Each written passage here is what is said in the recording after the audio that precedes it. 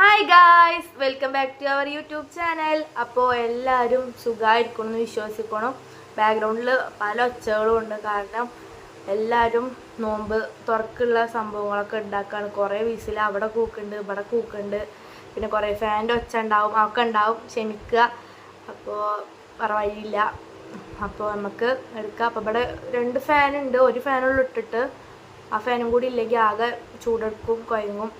അപ്പോൾ എല്ലാവരും നോമ്പെടുത്ത് കുഴങ്ങി ക്ഷീണിച്ചിരിക്കുമായിരിക്കും.